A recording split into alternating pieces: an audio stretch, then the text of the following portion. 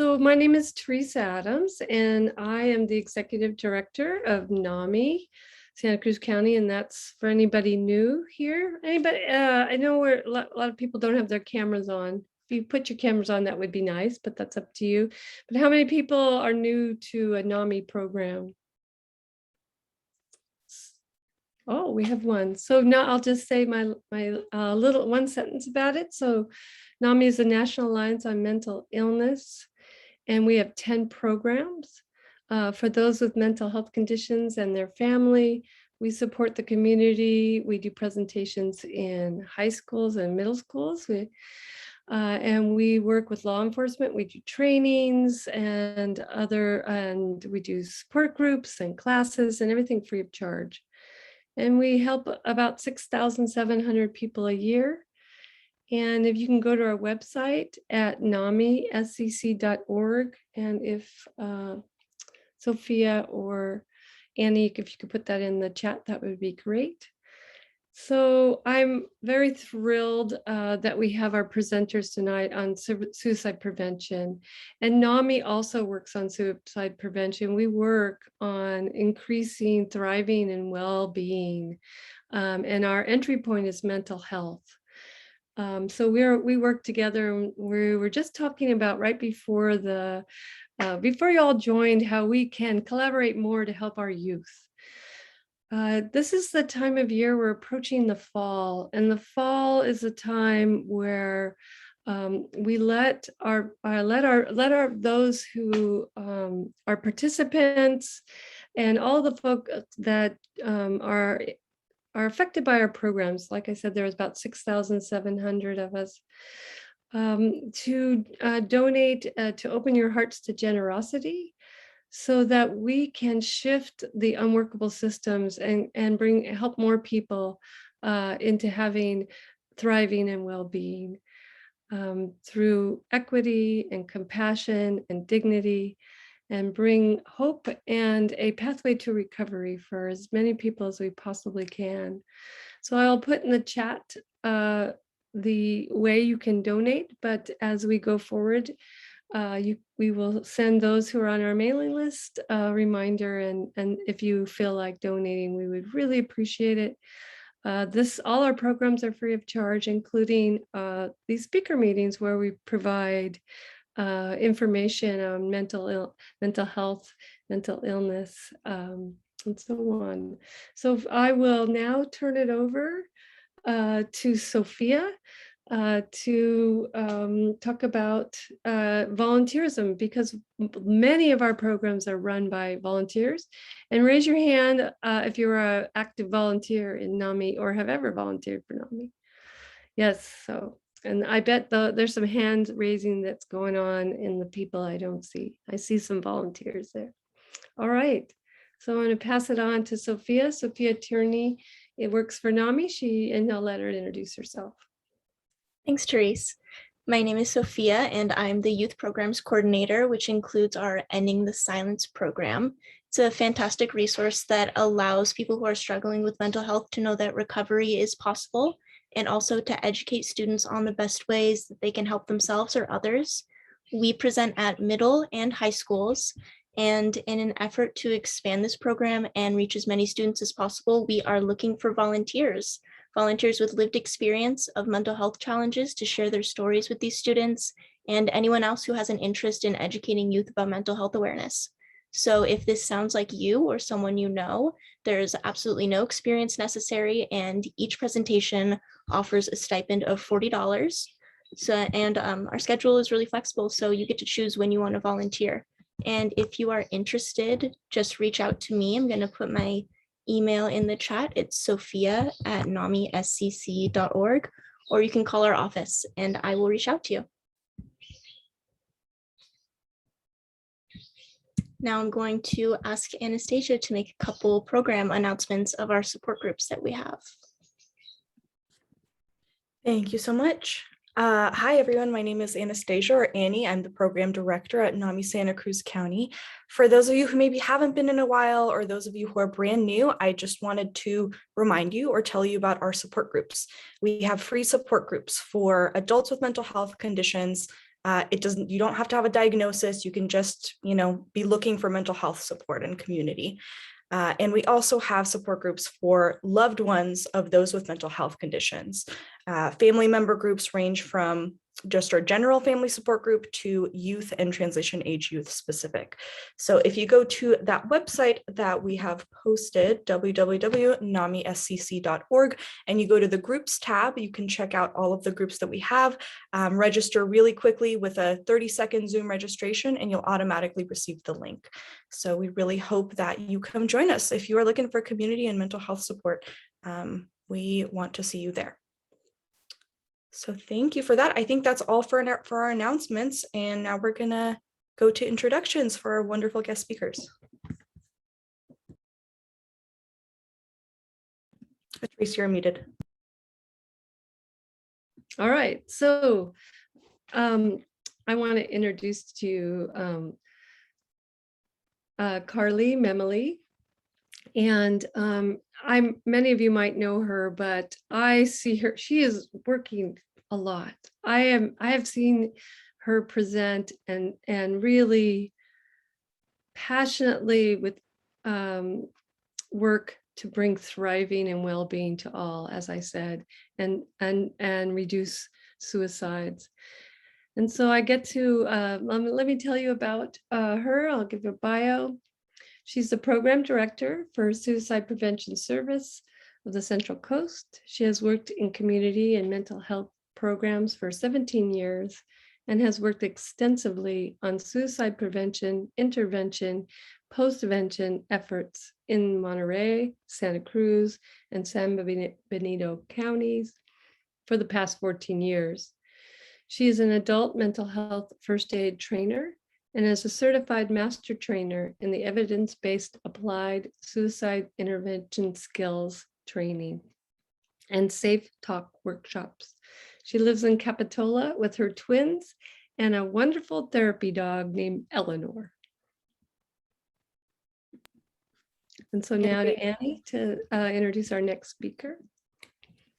We are also pleased to welcome Celeste Cisneros. Celeste is the bilingual outreach coordinator for Suicide Prevention Service of the Central Coast. Before this role, Celeste was a student at UC Santa Cruz, go Slugs, studying human biology. Throughout her time at UC Santa Cruz, she found an interest in health inequalities, which inspired her to work for SPS. During her free time, she loves playing soccer with family. Thank you so much, Carly and Celeste, for being here. And I will ask the participants today, if you have questions, please put them in the chat. We will be monitoring the chat throughout the presentation. So we hope that you're engaged and ask questions.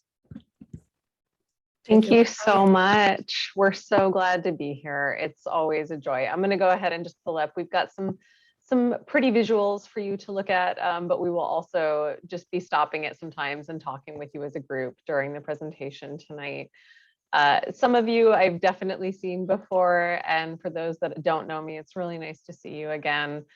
I only recently actually got to meet Celeste in person, even though we've known each other for over a year on Zoom, and it's interesting to get the 3D experience. And even for now, it's just nice to see you all here. And we were talking before all of you joined just about what an important program Nami is in our community, and more than a program, just a community, and how there are so many pieces of our safety net of services that just wouldn't be there without this. So we have a long and a warm relationship with one another, and I'm glad to continue that tonight.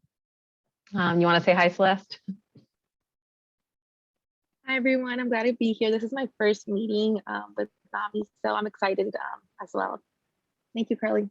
Awesome. Thank you, Celeste. So I've gone ahead and included our contact information here. It's always hard to know exactly kind of what to focus on. We spend pretty much all day, every day in the world of suicide prevention, intervention, postvention, meaning how do we support somebody after a suicide attempt or those who are grieving after the loss of a loved one. We work on direct services in our community. We also do a lot of advocacy around, evidence-based policy making and sending resources to the right places to promote the right types of support for our community. We work closely with public health and behavioral health and our local epidemiologists on really looking closely at what are we doing really well with and where are the gaps and where do we need to do more. So we'll be talking about a couple different things tonight. And I just want to welcome all of you to be in the space. If you have questions, if there's particular topics that you want to know more about, you know, we probably can't cover everything in an hour and 15 minutes, but we'll do our level best. And if there are things that we need to look into and get back to you, we're happy to do that too. So just thank you for giving us some space tonight.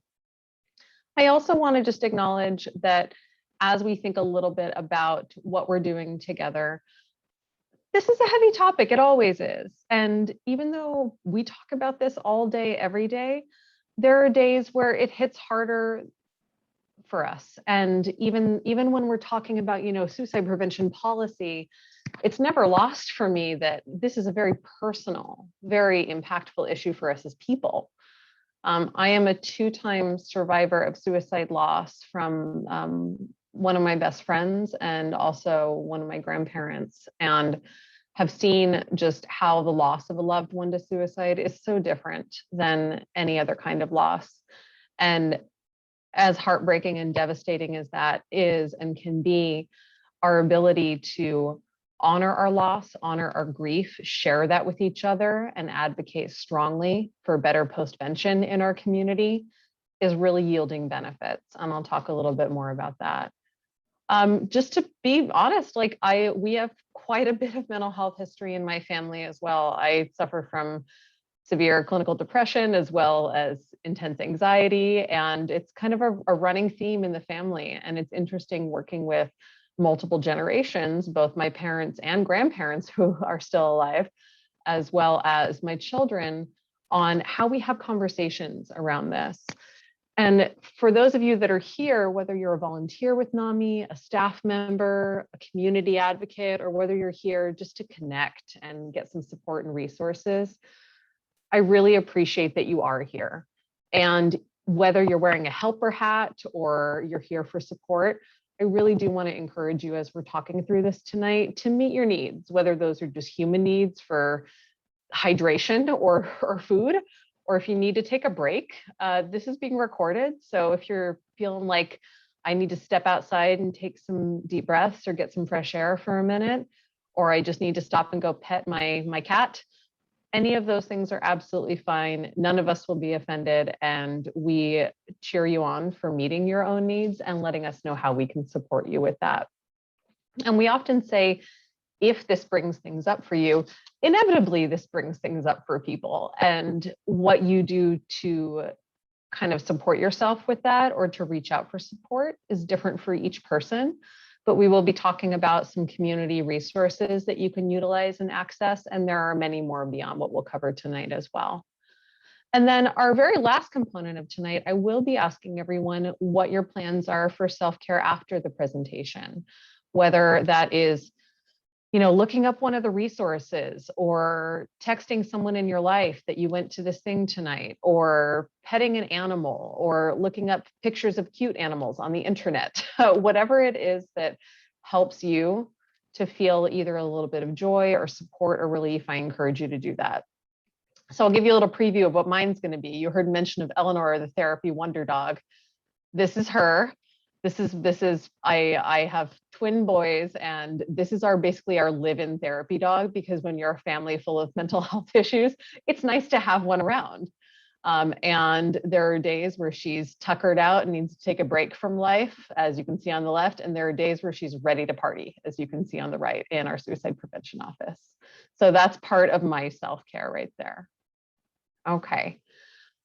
I'm going to go ahead and turn it over to Celeste for a few minutes to talk a little bit about our services. Before I do that, I do want to just acknowledge that as we step into this space together tonight, we all come with the lens of our own experience, our own beliefs, the things that have brought us here. And so when we come in and talk about this, obviously we're talking about sort of suicide prevention in general. And there's no way that we can cover everything. So if you hear something and you feel like that doesn't match my experience, there's room for you at the table. We're kind of talking about certain things in general, and we are always open to hearing people's experiences that may differ from that. If there's one thing that we've learned in doing this work for over 60 years, it's that everyone's story is unique, and what everyone needs in order to stay safe and navigate a suicidal crisis or survive the loss of a loved one to suicide is going to really vary by person. So we want to hold that open for all of you tonight and just let you know that the scope of what we're talking about is going to be a little bit about our services, just letting folks know what's available. I'm going to give a little update about just what's happening in the world of suicide prevention, because there's a lot happening right now. And there might be other things that people want to chime in with updates. I saw BJ or Betty was in the group tonight and almost always has a good training to offer or promote. So feel free to chime in there. We'll talk a little bit about some of the things that we are doing when we're working with different service providers in the community, and also things that might be helpful for each of us if we're having a day where we're needing help, or if we're having a day where we're in the helper seat. Or maybe you're here because you're always in the helper seat for somebody in your life and you're trying to figure out how to avoid that compassion fatigue or how to deal with that. Celeste is going to kind of also give a little just overview of how we work with not just service providers, but the general community on looking at how our own experiences impact our beliefs, our attitudes, and even our approach when we're trying to get help for ourselves or for somebody else. It's an important thing to look at. You can take a really beautiful evidence-based assessment tool and put it in someone's hands, but if they don't know how to talk like a person, and if they haven't done some kind of self-checking in around where does this issue show up for me, it's going to be hard for them to use it in a way that's flexible and reflexive and effective with the folks that they're helping. So we want to let you know some of those pieces that we're doing. And then we'll finish with a couple next steps and ways people can get involved. And I do want to just say again, if you have questions, if you have thoughts that you want to share, please feel free to. And we'll get through as much as we can. And as always, the conversation continues after tonight too. So without further ado, I will toss it over to Celeste. And Celeste, just let me know when you want me to advance slides for you and I'll do that. Sounds good. Thank you, Carly. Sure. Hi, everyone. We want this presentation to be as informative as possible. We're not here to try to offer disappointing or depressing statistics. I feel like that's really important and something that I want to share with everyone. So here we have two numbers, the local number and the national lifeline number. If you call our local, you'll be transferred to our call center directly. The second number is from the national lifeline number that anyone can call at any time in the United States. But if you're calling with like the 831 area code, you'll be directed to our call center directly. Yeah, that's what like the differences are between like if you're calling outside with the not the 831 area code, you're probably transferred to a different to the other national lifeline, other call center direct, not to ours. And then we also have our website that you can check out for more information. And you can also find us on Facebook and Instagram. Next slide. Yeah. I'll hand this one over to you, Carly. It's okay. No worries. I just had to find my meeting controls. I'm still figuring out how to master like sharing my screen and seeing everybody at the same time. So just so folks know, our program's been doing this in Monterey, Santa Cruz, and San Benito counties for a little over 60 years.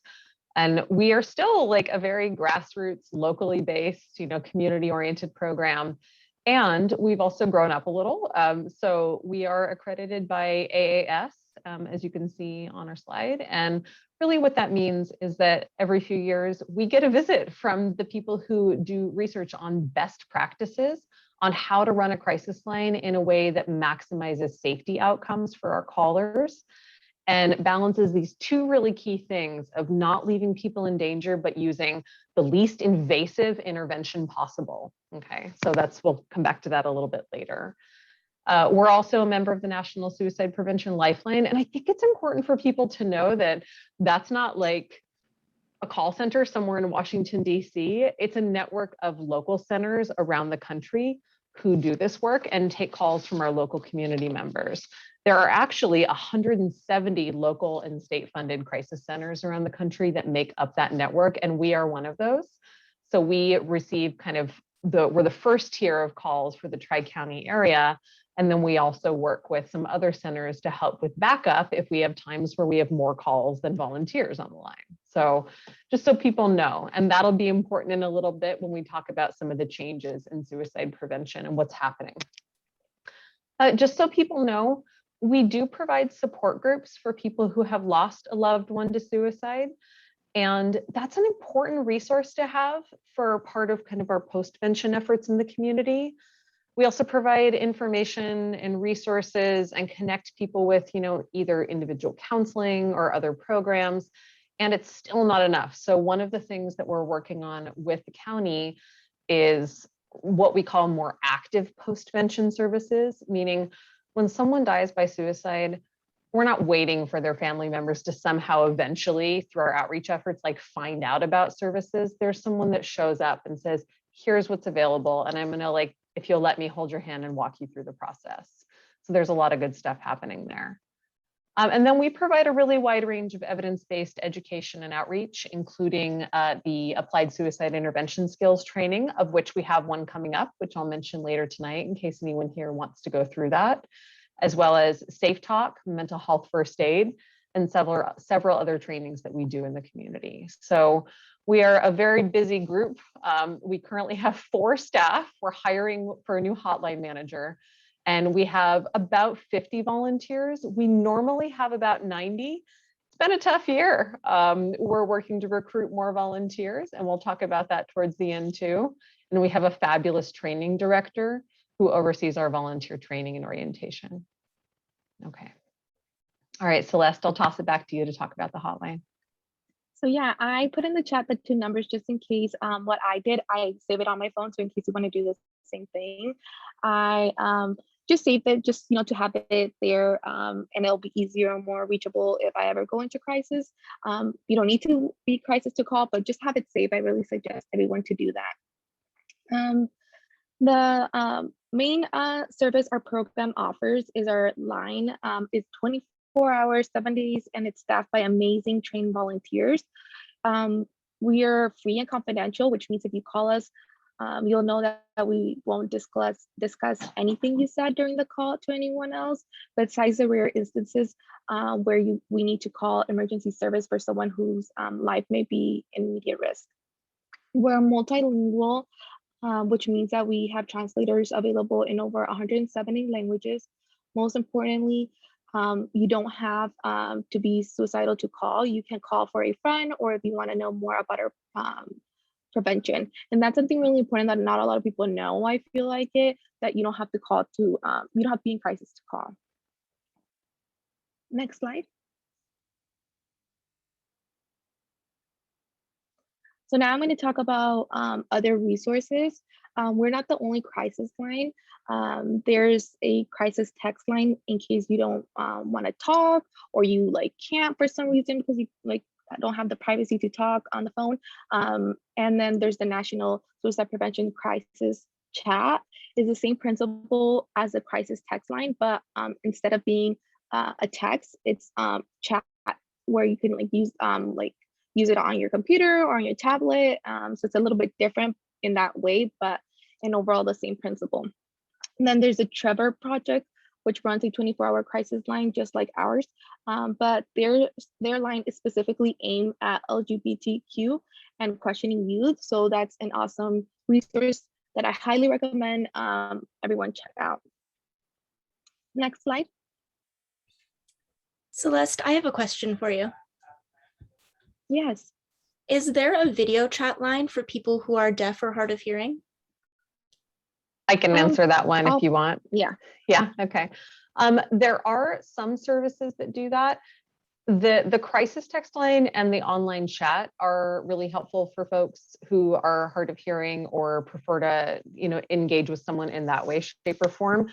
All of the California crisis lines in the next 2 years are going to be developing chat and online and text capabilities, including us. We don't do that right now, but we're gonna. And we also obviously work with, the TTY lines, and there's different ways for people to reach out to us if they are either vision impaired or hearing impaired. And I'm looking forward to where we have a better system as part of the 988 protocol, where it's not so many hoops for somebody to jump through if they need support and they happen to be differently abled. So yes, and more to come is my answer. Thank you so much. Thank you, Carly.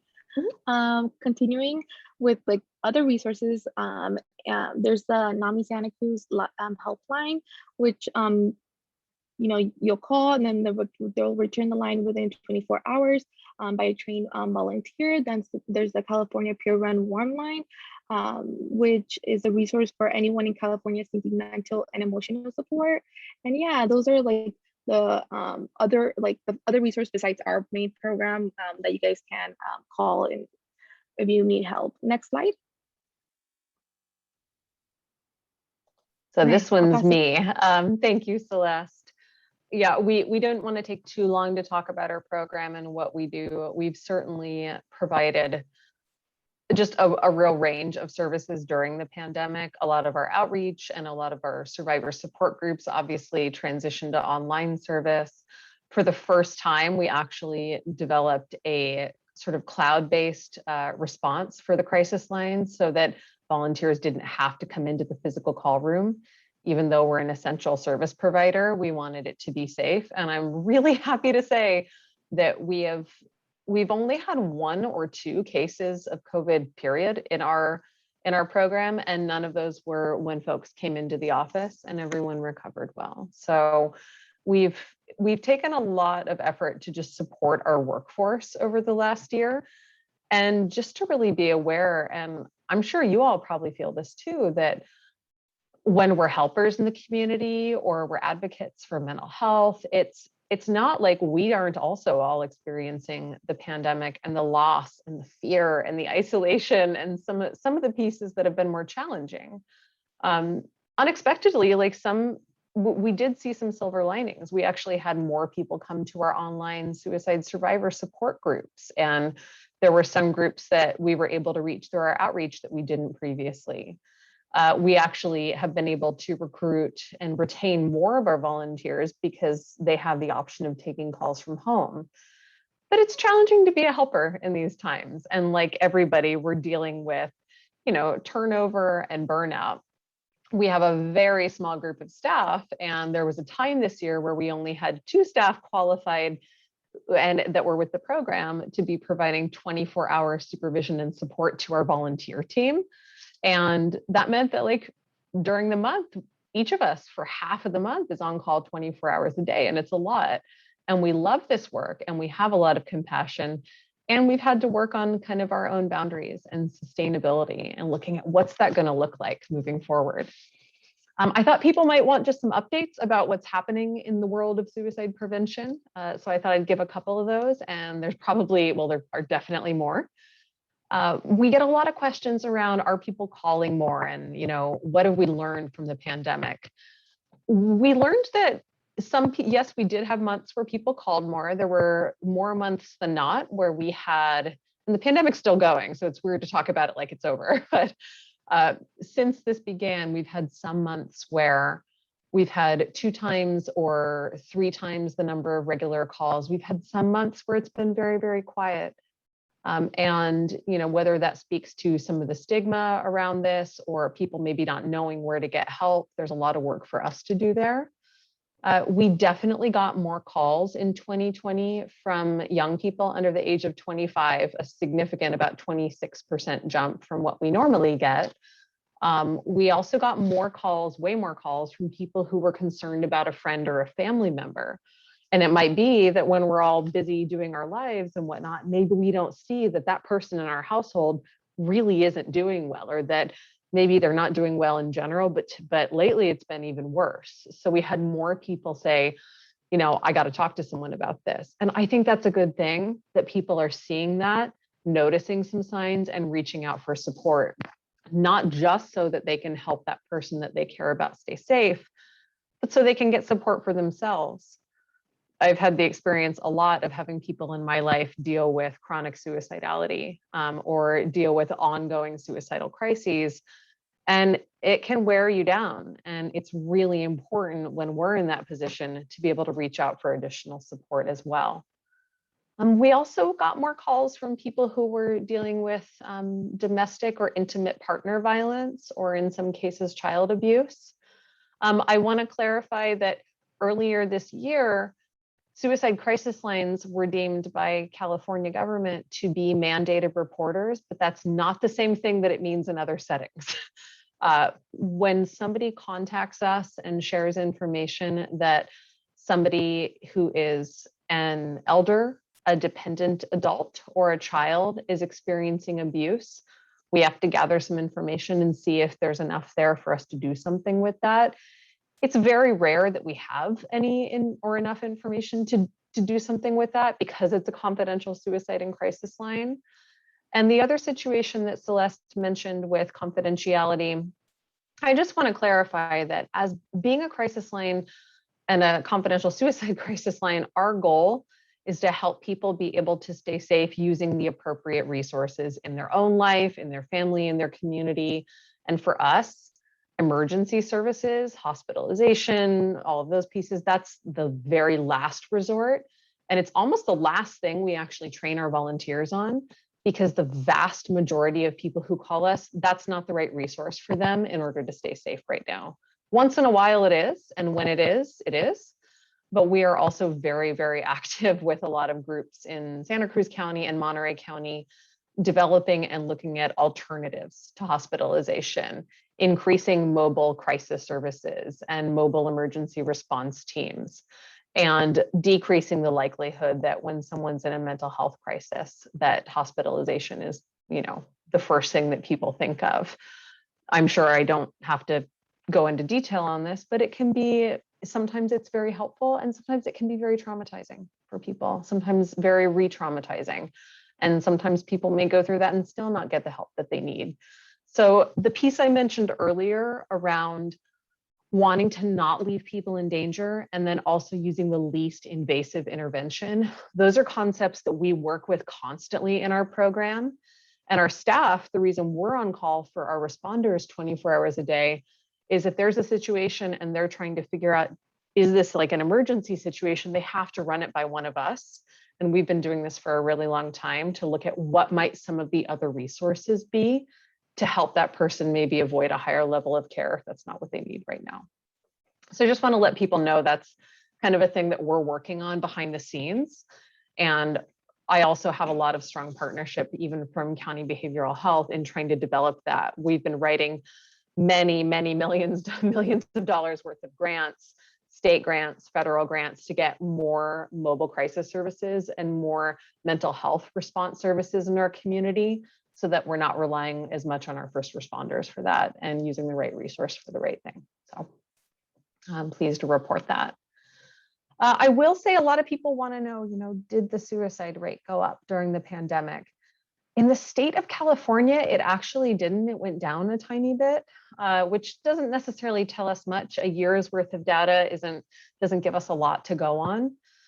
We saw more people help seeking and reaching out for help, and amongst some certain groups in our community, including young people, including people of Asian American or Pacific Islander heritage, we actually saw some increases in suicide rates during the pandemic. So, we're not here to speculate like, well, why is that and what can we do about that? Through our strategic planning work, we're continually gathering data on who's being the most impacted in our community by suicide, by suicidal ideation, by suicide attempts, by suicide death, and are our efforts matching those needs? And we're continuing to do that work together. It's one of the reasons that having a strategic plan across the community, which we have, and we're finally starting to get some ground in terms of implementation of that. One of the reasons why we need that is we can't rely on just one little nonprofit or this program over here or these kind of efforts that are a little more separated. We really need a coordinated effort to do that and to see if we're actually making a difference. And we're on our way to that. As most of you probably know, we actually passed the first version of the strategic plan in 2019, and it was approved by the Board of Supervisors. And then not long after, we had some staff turnover, and then the pandemic hit. And even though we have this beautiful plan, we hadn't been able to put it into place. Well, over the last year, we've been working in different arenas with different community members and different groups to try to start advancing some of those initiatives together. And it's starting to take some hold. So for example, we are currently in a different hat that I wear with a different program, we're designing a training for behavioral health clinicians and medical providers on using the Columbia Suicide Severity Rating Scale and using that along with a safety planning tool. And also using those things, but learning how to use them and sound like a person and use empathy. Because we all have the ability to like follow a checklist and also to use empathy, but sometimes we forget to do those things at the same time. So there's some really exciting things happening there. We also have kind of our first pilot or trial of loss packets occurring in our community. And that's through a lot of collaboration and hard work, including from BJ Nadeau, who's on the call today, has been a real champion of that.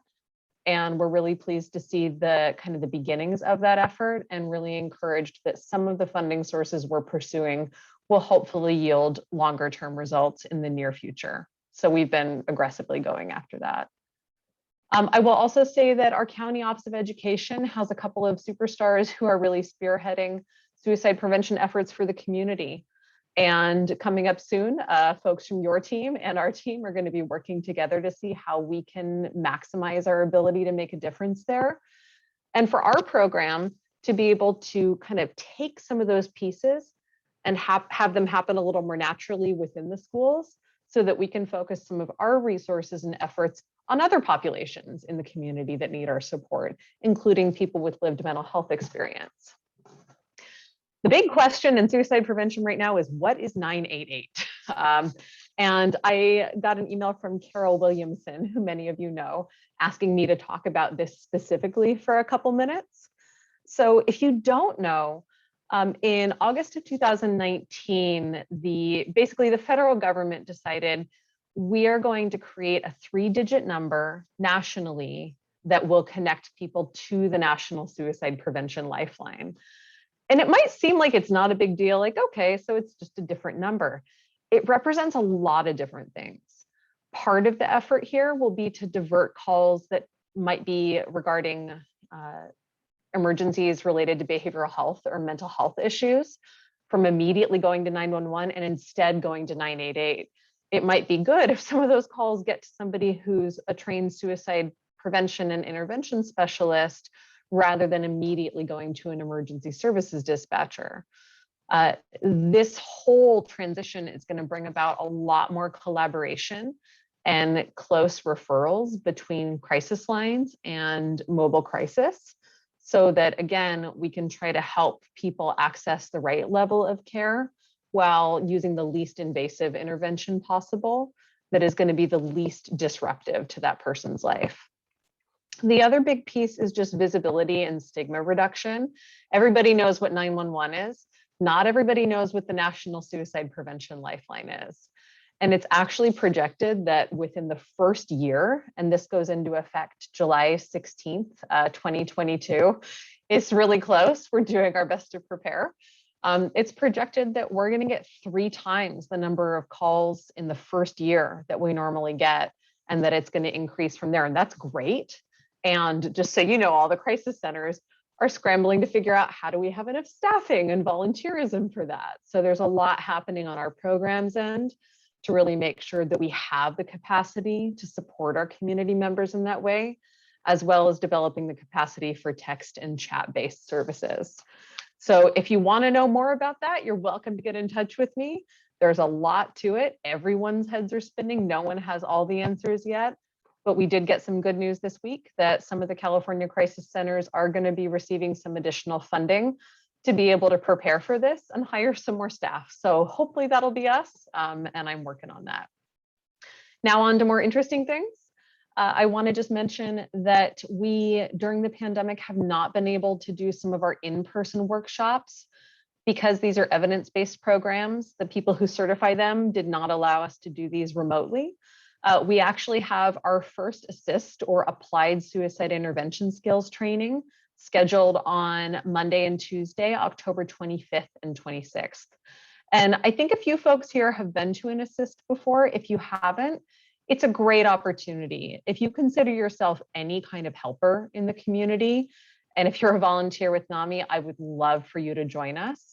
I will be sharing some registration information for folks, and we'll be scheduling a series of these over the next few months.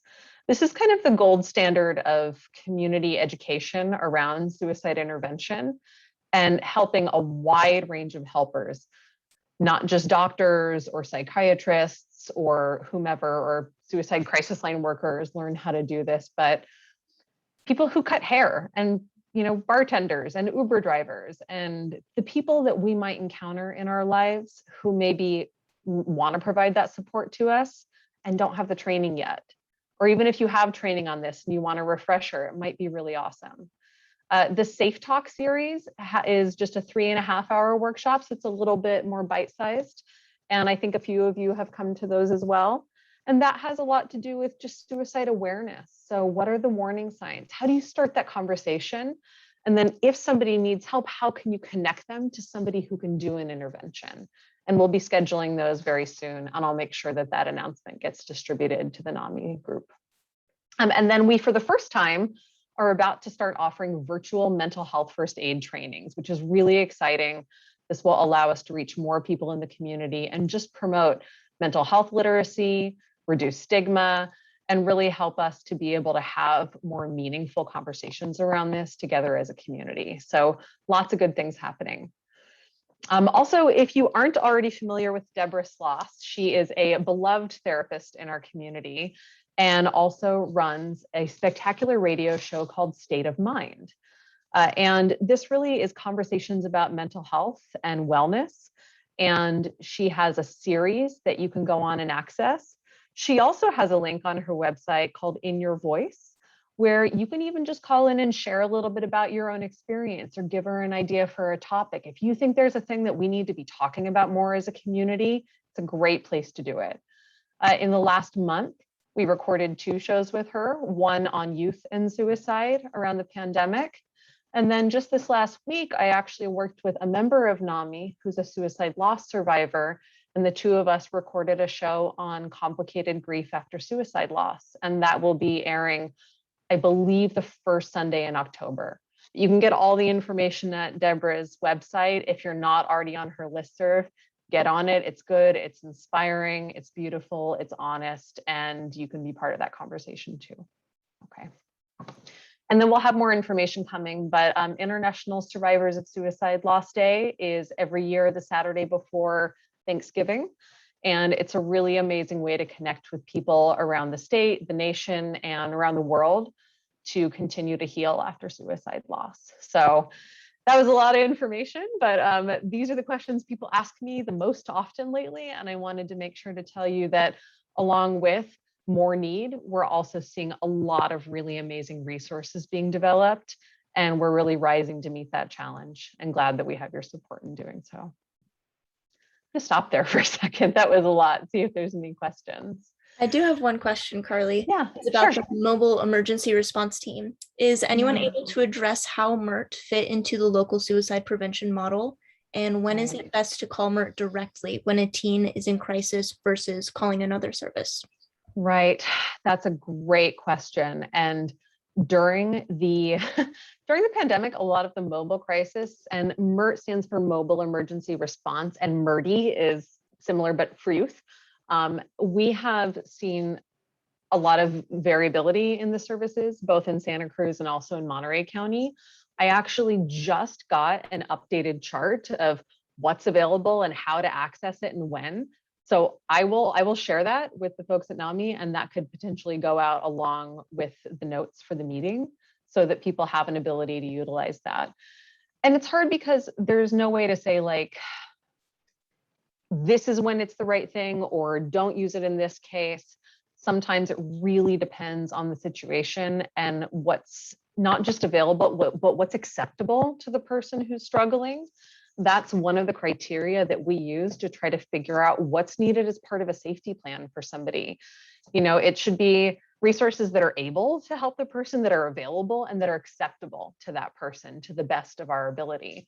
So there might be times where people are absolutely not wanting, emergency services, which I understand, but they would be willing to have a mobile crisis team come to their house and do an assessment and provide some on-site support.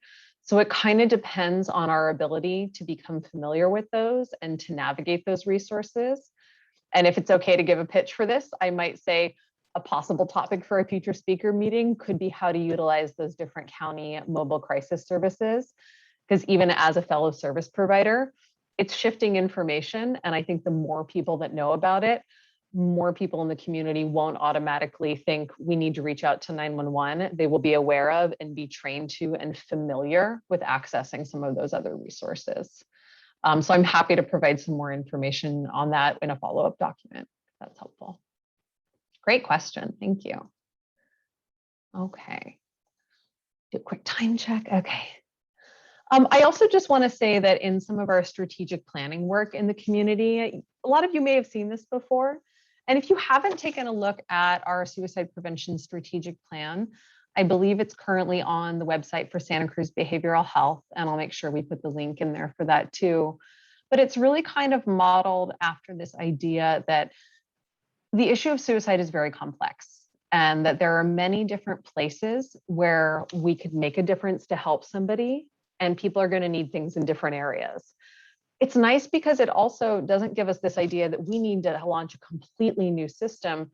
We already have a lot of amazing helpers and resources in our community. One of kind of our key strategies that we haven't been able to implement yet, but we will as soon as we have funding, is community services and supports. And this is kind of a coalition of groups like Nami and MHCAN and Suicide Prevention Service working together to make sure that we are really trying to do our very best to support people as early on in this process as possible. And what I like about this model is it also allows us to recognize that while you may have heard the term zero suicide is an amazing evidence-based sort of suite of approaches, and it's a very elegant approach to creating a suicide safer community, it's a complex way to get there. And we all have a long way to go in terms of funding and coordination around that. It's really important to us to always remember that we do think that suicide is preventable, but do we think that every single suicide is? Possibly not. There may have been times, and I know for sure that some of us in this meeting, there may be times where we do everything that we can, and sometimes people still may die by suicide. And so our role as a community is to hold and provide support for one another and for survivors of suicide loss thereafter. So if you're not familiar with this, this was developed by some really amazing folks in California, including Noah Whitaker, who helped us with our suicide prevention plan, and really gives us a way to look at, as a community, where do each of us plug in? Where is our piece of the puzzle, and how can we help support each other? Okay, so there's a lot there. I'll let you look through it a little bit more later. Reach out to me if you have any questions. But it was really a guiding principle for us in developing a community approach to suicide prevention. Okay, I'm going to toss it back over to Celeste for a few minutes. Let's see, just 1 second. Okay. Celeste, just let me know when you want me to take back over. We wanted to just give you a little idea of kind of one of the things that we explore when we do trainings for different service providers that I think is also really important just for general community members. How we approach this issue for each of us is largely rooted in our own experiences. And so it's important for us to take a look at some of those and just be willing to reflect on what impact they might have on how we ask for help or how we might offer help. Okay, Celeste, Yeah, let me know just let me know when you want me to grab the baton. I want to be very clear that the goal here is not to change your attitude and beliefs or to say that you're wrong. In no way we're trying to start a disagreement. We want to talk about this. When we talk about this, we do it in a certain level of authority because we talk to so many people who are experiencing suicidal crisis, and we have done so for over 50 years. The idea here is that we take a look at what we think about this, and especially if our attitudes and beliefs affect whether we are able to help someone else, or if whether we can seek the correct help. So yeah, next slide. So yeah, some of the things I want you to think about when I talk about the attitudes and beliefs is how has suicide affected your life personally, professionally? Have you received or do you receive support? How might someone's own experience with suicide shape or our attitude, perspective, or behavior? I just want you to think of those things while I mention some of the attitudes and beliefs that are the most common that we hear. Next slide. So a few common beliefs about suicide. The first one is people say they are suicidal just for attention. And I want to start out by saying that suicide statements, this suicide statement or behavior are often an invitation to help. That's how we see it. And I feel like that's a better way to see it. No matter how honest a person is being, I believe that the basis of all beliefs is the stigma of suicide. Oh, did it go back, Carly? There we go. Oh, thank you. It's been a topic that people feel uncomfortable talking about. The way stigma manifests itself in people's thinking is going to show itself in different ways. And it's likely to come from a place where help or support is needed, or it may not in some cases. There may be people who are joking about suicide in an indirect way. And really without wanting support, and that's okay too. I think that most people, I think that what's most important here is that we see this as an invitation for help, and not as a way of thinking of if the person needs attention or not. And the next belief is talking about suicide with someone who is depressed can make things worse. And I believe that most people do not feel ready to respond to people who may be experiencing suicidal feelings. It's a hard topic and it goes again with the stigma, and it's a very common thing, the stigma, and it's been maintained in so many different cultures in many different ways, and it has many different origins. So this can lead to a fear that if this is an uncomfortable thing to talk about, then maybe it's wrong because it could make things worse for that person.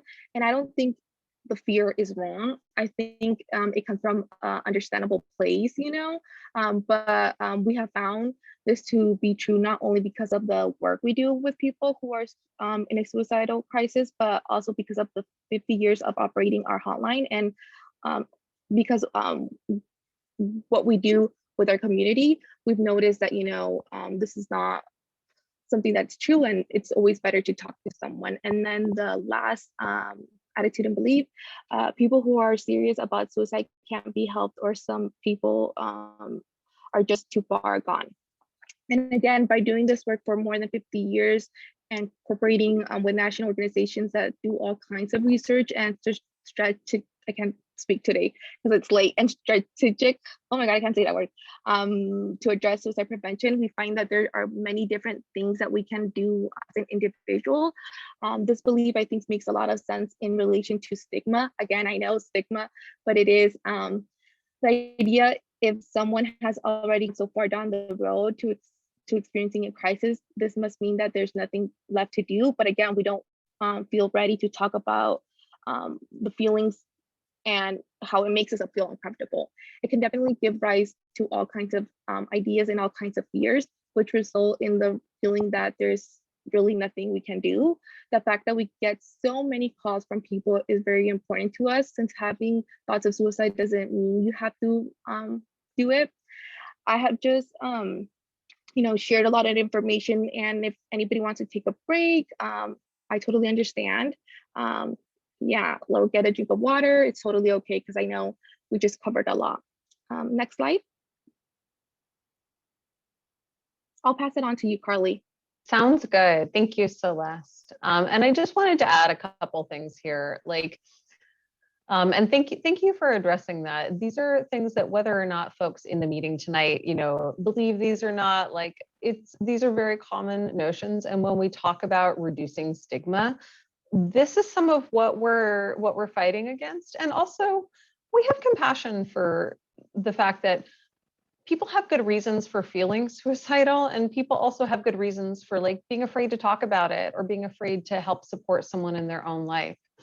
A lot of the time, if somebody sounds like they're not serious, or let's say that they talk about suicide regularly, and so we kind of just get used to it, we may think that they don't really mean it. And that doesn't mean that in that moment, every single time someone brings it up, we're going to drop everything and, it's an emergency. But we found that, with folks who deal with this on a fairly consistent or on a periodic basis, having a consistent response, having kind of an established safety plan, or even a thing that we can point to as, not sure if you're really feeling that way today, because I know you do talk about it a lot. If you are feeling that way, I want to remind you of the resources that you have if you need to talk to somebody, and not just kind of skipping past it, and making sure that we're noting what's happening and paying attention. Are there people in the world who threaten suicide, quote, to get attention? I don't know. If there are, I don't want to miss my chance to help them by just assuming. And more often than not, one of the more common warning signs for suicide that is missed most frequently is people talking about it in ways that may be less direct, and people may talk about it in a way where it doesn't sound serious. So we may not be, predisposed to thinking that it is serious. We've seen, and the entire reason that crisis lines exist, and that there's all these trainings to teach people how to have conversations about this, is that helping someone talk through their suicidal thoughts and feelings is demonstrated to be one of the best ways to help them not take action on their thoughts and feelings. And yet we've got a lot to cut through around stigma as a society here, because a lot of people are still really, as Celeste said, have lots of good reasons and lots of historical and cultural factors influencing us to not talk about it. And then I just want to mention on that very last one, looks like someone just popped back into the waiting room, FYI. Just want to mention that, we're not really here to say people should think a particular thing. I've done a lot of trainings with service providers, including behavioral health clinicians, and sometimes this last one comes up quite a bit, can you really stop somebody? And the reality at the end of the day is that, we can do everything that we can, and there may still be times where somebody dies by suicide. Does that mean it was our fault, or that we should have done more? Those are questions that as helpers we wrestle with a lot. And I think that some people, one approach to comforting ourselves after a loss is to say well, maybe it was just too much, or maybe that person couldn't be helped. What I invite people to think about is what impact some of these beliefs might have on our ability to help someone. So for example, when we're doing a training for a group of therapists and telling them, what might be the impact of this belief, we may be less inclined to really give it our all when trying to help somebody. We may be a little more apathetic, or a little less kind of really invested in that person's safety if somewhere in our minds or in our hearts we think, I probably won't be able to help. So are we always going to be able to help and stop every single suicide? Probably not. Should we act as though we can help everyone until proven wrong? Maybe. So that's just one example of how our experiences shape our beliefs around this, and our attitudes, and how those impact how we regard this issue in ourselves and our family members, and for helpers with the people that we help. Okay. So along with that, just an invitation for you to think for yourself. This is kind of a self-reflection piece. We could have endless conversation about this in the group. I want you to think a little bit about when you're listening to someone who's needing support, or maybe if you are often the one needing support, what works well for you? What is your goal? What are you trying to get from that person? What role does collaboration play? one of the big pieces that I really love about the assist model is that it really emphasizes that a suicide intervention isn't something that a helper does to a helpee. It's a relationship, it's a collaboration. And I think of intervention a little bit as a dance. There are times where the helper might need to lead, and there are times where the person who's needing help should lead, especially when it comes to making decisions around their physical safety or their preferences. So it's interesting just to look at that. And we have a lot of conversations with just community members and with, helpers and service providers around what they see their role as. Do you feel like it's your role to do anything and everything to stop this person from ending their life by suicide? Do you feel like it's your role to just kind of be available if that person wants to come to you and find support? Or is it somewhere in the middle? What are the things that are easy for you? I will say that with a lot of folks that come into our trainings and want to learn to become a suicide sort of intervention specialist, a lot of their initial strengths, or I would say the things that are harder, is not learning how to do an intervention and ask risk assessment questions. The things that are harder for a lot of people is learning to let go of some of the things that we're used to doing to try to help a situation. Trying to cheer somebody up, trying to give advice, trying to do things that, while well-intentioned, may in the end just kind of leave the person feeling like we're not really hearing them. So I just encourage you to think about this as well, because I know that NAMI is so strongly peer-based, and there might be times where you're both in the seat of needing help or also in the seat of providing help, and maybe reflect a little bit on where you're really comfortable and what are pieces that you might want to keep building your skills, both for yourself and for others. Okay. I've got a couple other slides, and then we'll stop and take any questions folks have before the end, or hear any other contributions people want to share. I don't see anything else immediately in the chat right now, so I'll keep going. And I do think it's helpful to talk just in general about things that help when we're trying to support someone who's at risk of suicide or someone who's experiencing suicidal thoughts and feelings, and things that often don't help. This is the stuff that, like, everybody wants, give me the evidence-based suicide intervention tool, give me the assessment tool. And I'm like, sure, but you won't be able to use it if you don't get these things first. So this is kind of the backbone of doing an effective intervention and part of that collaboration. So, things that oftentimes we may want to start jumping in and trying to solve the problem. We don't even ask people honestly, like, why are you feeling this way? Because most people don't know why. And it's usually not just one reason, and it's a complicated series of events, or it's it's hard for them to pin that down. We may say, what's led up to this? Or what are some of the things that are contributing to this? And we don't try to talk people out of that. People are going to feel this way for very different reasons, and we may not always agree with it or understand. And it's often to do with some kind of pain or loss in the person's life, or combination of those things. So it's more important that they get validation for, it's okay to feel this way. Let's figure out how to help you stay safe. Talking about this directly is really important. And that's hard for a lot of people. For most service providers, when we go and do trainings, and I ask, how would you ask somebody if they were feeling this way? People say, are you thinking of hurting yourself? And I'm like, how come you're saying that instead of like calling it what it actually is? And they're like, well, I don't want it to sound too harsh.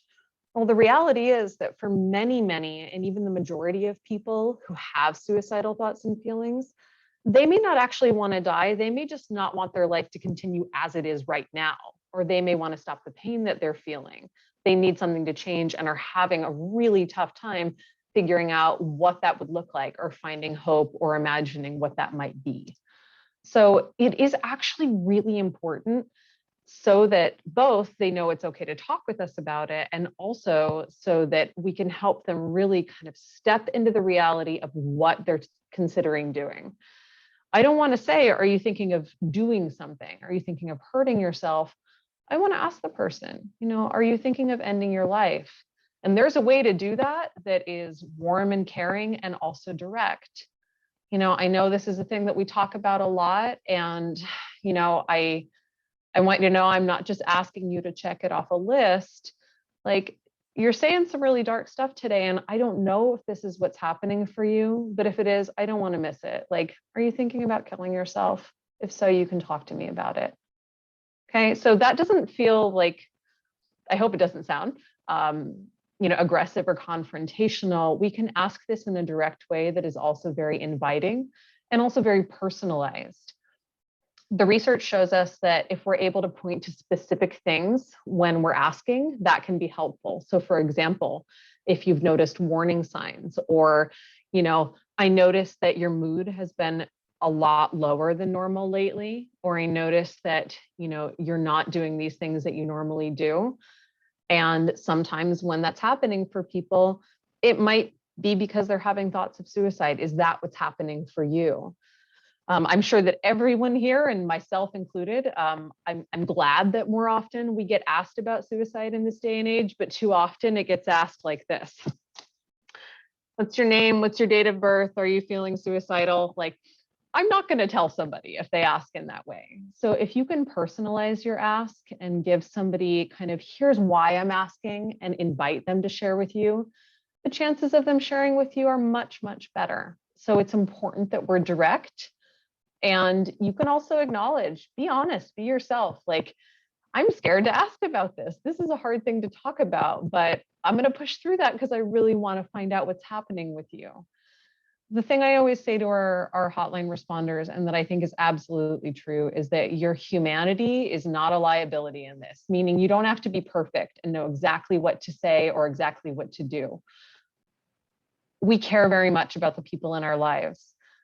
Doing some of this with someone close to us is much harder work than doing it on a hotline. I will say from personal experience, and I'm sure a lot of you could say that as well. That is why it's important to get additional support, and also to recognize that you can make a difference for that person, and also to recognize that there might be limitations in what you can do. You may not be able to fix everything for them. There's sort of a protracted grieving process in having a loved one who is struggling with health or mental health issues, or who deals with suicidality regularly. It's a little anxiety producing. It's a little bit traumatic, and yet we love the people in our lives and they love us, and we want to be able to help them, but also acknowledge that we are not ultimately in control. For us, we want to do the things that we know to be helpful, minimize the things that we know to not be as helpful, and reach out for additional support. Okay. So I've talked a little bit about this already. One thing that we have to talk about pretty often when we're helping people think about safety planning is trying to steer away from kind of unrealistic expectations of change or progress. When we are in the midst of a life crisis, or when we're really having a tough time, when we're having thoughts of suicide, it doesn't tend to be a time where people go, this conversation helped a little. I think I'm going to stop drinking and get a therapist and get out of this bad relationship. It tends to more be a time where we're just trying to take our next breath, put one foot in front of the other, figure out what the next 24 hours looks like. So small steps towards safety can make a really big difference. And it may not feel like, oh, but this isn't going to like address the main problem, or, but there's these other things to deal with. And if you're familiar with the concept of triaging, it's kind of like dealing with the most important stuff first. If the person's having thoughts of suicide and having a hard time staying safe, that's kind of where we want to focus first. And then, a flexible safety plan can allow options to build in the other supports later, but focus on their safety right now first. And the sigh of relief that I feel when I remember that I don't have to solve, nor can I, everybody else's problems, and that they don't have to solve them right now either. This is a lot to be dealing with right now. I would love to just let you know that you don't have to handle all this right now. Maybe we could just talk about a way for you to kind of get through the next 24 hours and just kind of check in again then and see where things are at. The reality is that suicide is always an option. We can't take that away from people. And if we allow that person to kind of introduce that third option between do I live and do I die, of is safety right now a possibility, that's a much more doable goal for most people and much more realistic. So the goal really isn't solving all the problems. The goal is really, how do we survive the crisis and then build in supports thereafter? Okay. All right. So I'm gonna speed up just a little bit. I've given some tips on this already. I always put more in PowerPoints than I'm gonna have time for. It's a bad habit, but I want people to have as much as possible. If you're asking questions to somebody about suicide, are you feeling this way? Do you have a plan and whatnot? It can be helpful to even say, like, I'm going to ask a couple of questions about this because it can help to talk about this. I wanted to ask you about this thing and this thing. Which thing do you want to talk about first? An assessment doesn't have to be a thing that one person does to another person. It's really a structured way of having a conversation about things that are difficult and also things that are really important for us to talk about to help figure out what somebody needs to stay safe. So transparency and collaboration are things that we emphasize, and we do that with service providers and general community members. And then slow down, not my forte. Still working on it after this many years. Allow for silence, like, hey, do you just want to take a quick break? This is a lot that we're covering. You've shared a lot with me already, like, how are you feeling right now? Even just those little things can make a big difference. And then the last thing I want to cover before we finish up and invite some questions is safety planning. Okay, and let's see, I saw that Annie wants some talking points about how and why assessment can be useful. Oh boy, do I have some, and we'll share them with you. Really, with safety planning, I just want to say that the focus in suicide prevention work has really shifted in recent years from this older notion of like no suicide contracts, which really aren't indicated to be effective in helping people stay safe, and even a little bit less on risk assessment and more around safety planning. What uniquely does this person need to stay safe right now? In a holistic sense, what are the physical needs? What are the emotional needs? What sorts of support do they need? And how do we create that? So there's not enough time tonight for me to go into the entire kind of safety planning model, but I want to give you just a little appetizer that, when that part's not as relevant. When we're thinking about safety planning with somebody, there's a lot of specific things that we might be able to talk about with that person. And here's a couple things that we can explore.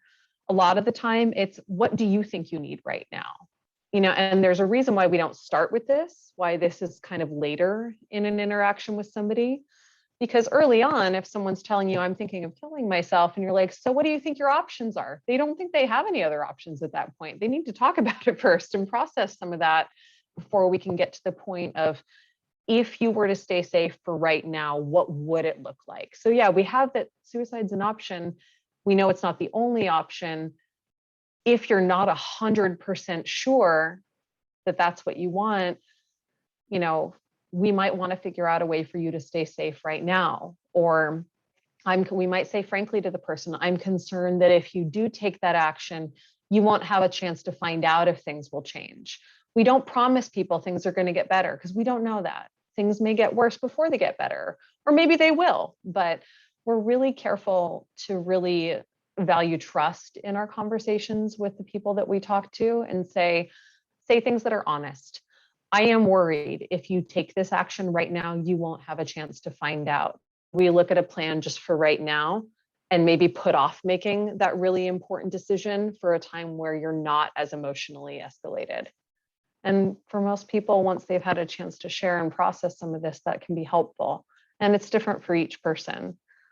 Sometimes just situational changes. It's amazing how differently our brains work when we're not fed, when we're not rested, when we're incredibly anxious. So are there other things that could be equalized that might help this person to remain safe right now? Simple things like that. I know for myself, I feel like a different person after a shower. I'm always amazed at it. It's such a small thing, but it really is a thing. And I know it's not just me. We might think of informal or formal support. So that could be friends, family members, peers. Formal supports might be, therapists or other individuals that person can get help from in their life. And that's where that piece around, is that helper, able, available, acceptable, like those pieces are really important. And if you want more training on the safety planning, we do go further in depth on it in our assist trainings as well. And then you'll see that we're kind of starting from the most accessible tier here and kind of working our way down. Outside resources, it's hard for people to reach out for those, especially when they're in crisis. So we want to go with what's within arm's reach for this person right now. What are the things that we can do to help promote their safety? And what are the supports that might be helpful for them? And then if outside resources are needed, then that's the thing we might consider. Lastly, there's also some things that we can try to guard against. We know that there are certain things that can increase the risk of acting on suicidal thoughts. So is there a way to arrange for no use or safe usage, meaning supervised and limited, of alcohol or drugs if somebody's suicidal? Is there a way to temporarily suspend or disable the plan for suicide so it's not immediately within reach? The research shows us that the single most effective intervention is to put distance between a person who's thinking of suicide and the intended means for suicide. So there's a lot there that we can do, and you don't have to do it all yourself. This is why I think more of our calls than ever are coming from concerned friends or family who are wanting to help support somebody with this and just need support in getting there. What are the warning signs? How will you know if things are getting worse again, or if this plan isn't enough, or if you need more support? And then, because we talk about a lot when we're doing a safety plan, we always come back and kind of confirm and clarify, like, what exactly is going to happen, who's going to do those things, what's our role as a helper in a safety plan, and then to always offer the person kind of a backup, because a plan can be great and plans don't always work. So it's okay if you find that you need more support. We always follow up with a safety agreement. Will you agree to work through this plan? And do you feel like you can not engage in suicidal behavior for the next 24 hours? And if you feel like you can't at any point, that's totally okay. But will you reach out for help before acting on your suicidal thoughts? So this kind of the new approach of safety planning plus safety agreements is not only shown in the research to be much, much more effective, but it's much more human oriented and recognizes the need to build that person's ability to stay safe before we ask them to make an agreement that they can do that. And even if after all that, they can't make that agreement or it's not enough, then maybe they need more in-person support right now. And that's where we might consider that, but it just depends on the situation. So there's a lot to consider there. You can look through it. If you want more like hands-on training, I highly recommend the assist model. And I also encourage you not to forget that at the end of the day, each of us as human beings have a lot of wisdom around what we need. And maybe sometimes it's not an elaborate suicide safety plan. Maybe a safety plan is not what we need today, and maybe we just need to listen to ourselves. So here's a couple quotes from people who have survived a suicidal crisis, talking about what helps them deal with ongoing suicidal ideation. Just wanted to give you a chance to kind of look at those. For some people, it might be more solo or alone activities. There's sort of this like, we always got to go to other people for support. Sometimes just grounding and being with yourself or meditation can be really helpful. So what we each need is really different. And last thing I'll say is just anytime you're a helper for somebody else, don't do it by yourself. I don't, and I've been doing, this is my life's work. I always encourage you to reach out for someone else. Even if everyone in your family looks at you as you're the person who knows about this, so you need to help your cousin, you do not have to do that by yourself, okay? And there's support for you. It's really normal to wonder and ask yourself, did I do enough? Will they be okay? If they're not, is it my fault? Those are normal questions to ask, and we can't always find the answers to those. Potentially more helpful questions that we could ask would be, was I present? Did I hear their feelings and create space for that person? To the best of my knowledge, are they safe for right now? And who else might I need support from right now? What do I need to be okay? This is how we address compassion fatigue, is recognizing that helpers are also human. So just a couple last notes in there on self-care and compassion fatigue. Practice reaching out for support, make it a habit and a priority, make it a ritual if you can. Having someone that you have kind of an agreement with that I know I'm going to have bad days. So here's my code word. Can I call you if I'm having one of those bad days and just give you the code word and not have to explain before I burst into tears? Cool. I'm happy to do that for you when I can as well. Those things can go a really, really long way. Recognizing the limitations that we have. We can't do everything for everyone all the time. People who are a part of your organization and a part of ours tend to be people with very big hearts who want to do a lot and they want to help. And we also are human and have limits and needs ourselves. So I encourage you to acknowledge that, honor that, and give yourself permission sometimes to say that's all I can give right now. And that's okay. Again, collaboration, don't do it yourself. And sometimes we have to learn to let go, that we may not be responsible for the outcome, but we're going to do everything that we can to support that person and then take care of ourselves after. Okay. Celeste, I'm going to go ahead and toss it back to you for these last couple, and then we'll take any other questions folks have. Oh, did you freeze? Oh, no, there you are. Yeah. If I froze for a second. Yeah, I noticed it. I'm sorry. If this presentation has brought up any type of feelings, experiences, or questions you want to talk about with someone, please reach out to our crisis line or any other resource that I listed here today. Just know that you're not alone, that we're here for you, and reach out, please. Next slide. I also wanted, if you want to know more about our program, you can visit our website, and we're also active on Facebook and Instagram. I'm going to post our information on the chat in case someone wants to save it. That's great. Thank you. And we do post interesting things related to the world of suicide prevention and intervention.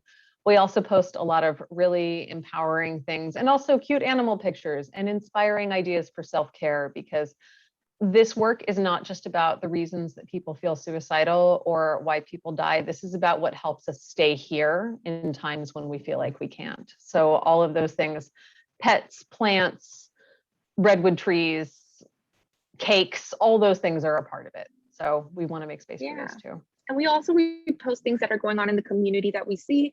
So yeah, follow us, check us out. I put it on the chat just in case you guys want to write it down. I also want to mention that we're having our hotline volunteer, and if you want to know more, you can contact us at our email, our phone number, and our website. And it's gonna start, our training starts Thursday, October 7th. Training is provided and no prior experience is required, only a willing and open heart. We're only taking applicants that are living in the Santa Cruz, Monterey, and San Benito County. And yeah. Next slide. Thank you, Celeste. That was really helpful. Yeah, we always need volunteers, and we very much welcome members of the Nami community to join us in this. And I love that a lot of our volunteers on the line are people with lived experience around this. It lets us connect with the issue in a really different way sometimes. And honestly, one of the side benefits of doing this work and volunteering with your own organization is just continuing to build that community of supports that we are both building and a part of, and can also, find support when we need it. So we are big fans of volunteerism. We would not exist without it. Thank you, Gail. What a lovely compliment. I would love everyone. I would love this to be required training for every human being, or some version of this. So we're working towards that and on our way. And then just the last thing, I would love if people are comfortable to do so. I'd love for you to kind of put in the chat, just what your plans are for your own well-being or self-care after the presentation tonight. And partially that's selfish because I always get lots of good ideas from hearing what other people do. So I'm going to pet that spectacular therapy dog that I showed you earlier and give her dinner because she's been very patient while I've been talking to y'all. And if you want to put your own ideas in the chat, we'd welcome you to. And we can use the last few minutes for any other questions people have or any other asks they have or announcements related to this people want to share.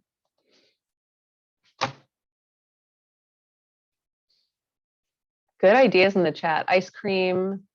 2 people are having ice cream. It's been hot. It's been unseasonably hot the last few days. Hug your dog. Pets can be the best listeners sometimes. They don't talk back. They tell you with their eyes. They just let you know that you're loved. Nice. Someone's going to have a date, snuggling with their dog, comfort food, watch something funny. Pet your cat, watch a movie with your partner. Birthday cake. Trisha, is it your birthday?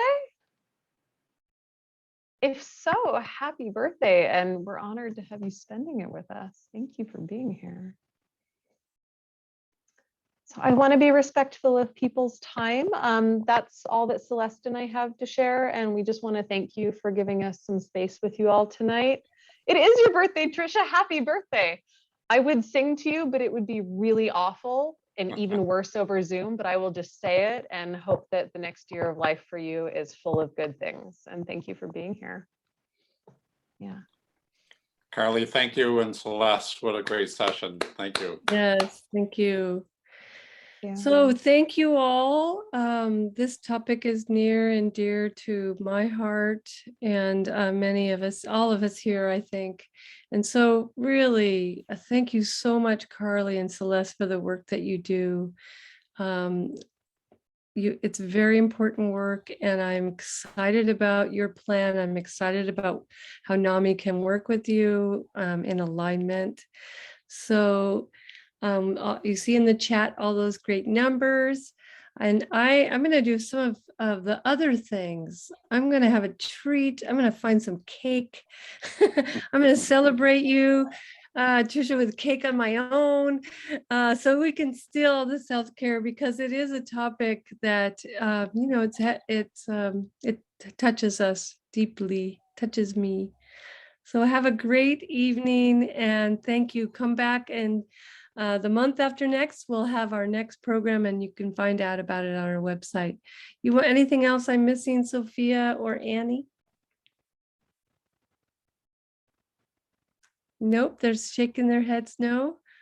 All right. Thank you everyone for being here. Yeah, thank you so much for coming. Okay, safe evening, everybody. Thank you, everyone. Be well. Okay. Thank you all.